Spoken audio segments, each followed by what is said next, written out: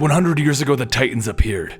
These giant, grotesque parodies of the human form knew only a hunger for our flesh. They could not be starved, we could not outrun them, and they could not be killed, except by a precision strike with a blade to the back of the neck. Mankind hid behind walls, keeping themselves safe from these creatures. But eventually, those walls fell, and humankind was forced to battle the Titans once again and discover who and what the Titans were, and what was in the basement where the answers lie. This is the plot to Attack on Titan, a rather famous anime and manga series. It is the flagship series on the second channel that I am a part of the group of, Comicstorian, where we bring you manga series. We've explored the manga series up to its current release, which means that we have the answers that are located in Season 2 and what will be in Season 3. On that channel, you also find us covering things like Berserk, 7 Deadly Sins, Tokyo Ghoul, Is It Wrong to Pick Up Girls in a Dungeon, Hellsing, Yu-Gi-Oh!, Bleach, Pokemon, and Monster Musume. All are read by me and 3 others, Natalie, Alex, and Kevin. While you may not have known about our second channel, that's actually not the purpose of this video. You see, Attack on Titan has reached new levels of popularity not seen before in Japanese manga. To celebrate its growth, Kondasha decided to bring in a series of American artists and writers to tell us their take on the universe of Attack on Titan.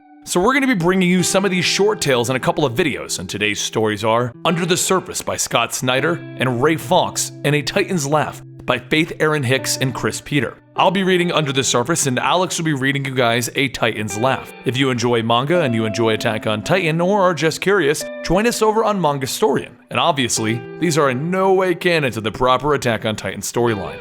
In the year 2030, we go to San Francisco, where 2 individuals are standing on the roof to a building waiting for their helicopter, with one individual explaining the situation. It's been decades where the haves and have-nots tried to bury their anger and sadness, but the divide between them grew into a chasm. Temporary fixes were put into place while they supposedly worked on bigger issues. Because of this, tent cities sprung up all under the crumbling bridges, and people assured themselves that the violent outbreaks were only isolated incidents. It was during these battles that the fish and the whales disappeared from the oceans, instantly gone, and no one knew where they went. That was the last straw. Everything everyone tried to hold back came boiling over, and the riots started, and society began to crumble. While the man is explaining this, his assistant called him over to the ledge.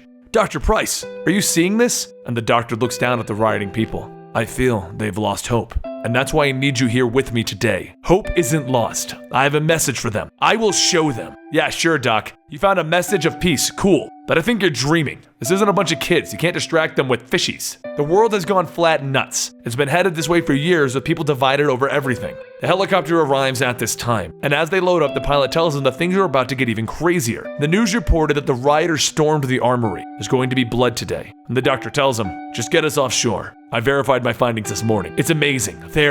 But they're interrupted by a baraka of the gunfire. They continue to fly over all of this with the gunfire flying past their helicopter, and then they watch as these panicked rioters are being dealt with by the police as tear gas is fired from the helicopters. The doctor sees everything and assures the people that he's with. "We can stop this. We can give them hope." But that's the moment that the helicopter is hit, and the alarms start to blare as they're going down. Dr. Price insists that they have to get this footage. He knows that they are there. The whales are right here. He read the monitors this morning. The pilot tries to argue, but they are close enough to the water that everyone looks and films it, streaming it back alive into the city. And they see the dark images passing under the ocean. It's the whales. They've returned. Except it's not the whales. Hope isn't being returned to this city. The assistant says, "Oh my God," as a giant hand reaches out of the ocean, and they see what they thought was hope is the end of mankind. The Titans are rising. Our tale begins with 2 children running through the streets of the city. One shouts, "Run! They're coming!" while his sister sees an alley and tells him, "Get over there!" The military police gives up looking for them, deciding if they ever see those thieving brats again, they'll throw them to the Titans. The 2 kids, Dan and Ellen, sit in the entrance to a cellar where they eat the bread they stole. But they suddenly hear a creak and then a loud crack as the cellar door breaks and drops them inside. Both kids are okay and begin looking around the cellar until they find a chest that contains a book. The book is called The Little Book of Very Big Jokes. Dan picks it up, asking Ellen, "What's a joke?" Being as clueless as he is on the subject, they crack open the book and read the first line. Why did the robber wash his clothes before he ran away with the loot? He wanted to make a clean getaway. The children look at each other, and both are so excited and happy about this. Ellen asks Den to read another one, and with a smile, he begins digging into the book. That is, until they hear the owner of the house coming their way. So they crawl out the door and onto the roof of the house with the book in hand. And that's when they see they didn't hear the owner of the house. They heard the wall falling and the Titans attacking. It was the day the human race remembered the terror of being dominated by them.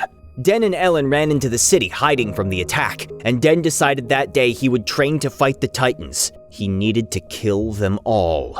And so 5 years passed as they trained, saluted, played, and told jokes, until the fateful day that a Titan kicked in another wall. It looked through the hole at our heroes, with drool coming out of its mouth, and Den and Ellen used their gear to jet across the city.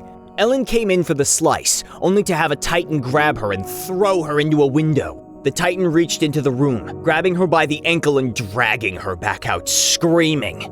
Den came to the rescue, but the Titan caught him as well, and he looked at its smiling face. "You Titans, always smiling, never laughing. You look like you just want to hear a joke." So as the Titan raised him to prepare to bite down on his head, he asked him, "What do you call a bear standing in the rain? A grizzly bear!" The Titan stopped right there, looking at him, and then started to giggle. And then it started to laugh, uncontrollably. It dropped Den and fell to the ground, exploding in a mess of Titan guts and blood. Ellen looked out the window asking Den if that Titan just laughed itself to death. And Den pulled a book out of his coat. This book is mankind's greatest weapon. He then stands up ready. Humanity's counterattack begins now. 31 minutes later, Mikasa was standing on a rooftop. Why did the Invisible Man turn down the job offer? He just couldn't see himself doing it. The Titan laughs, hitting the ground and exploding, and Mikasa walks away. The world is a cruel place, handing Captain Levi the next book. He flips through it and starts his joke. A horse walks into a bar, but he throws the book to the next soldier. Nope, I'm done. And thus humanity was saved because it dared to fight with the greatest weapon of all, terrible jokes. I hope you guys enjoyed these 2 little fun stories from the Attack on Titan anthology. Let me know down below what you think about Attack on Titan, and if you're really curious as to what's happening after the anime, come check us out over at Comicstorian. We have that and plenty other videos for you to watch. I'm Benny for Comicstorian. Follow me on Twitter and Instagram at Comicstorian, and I'll see you next time right here.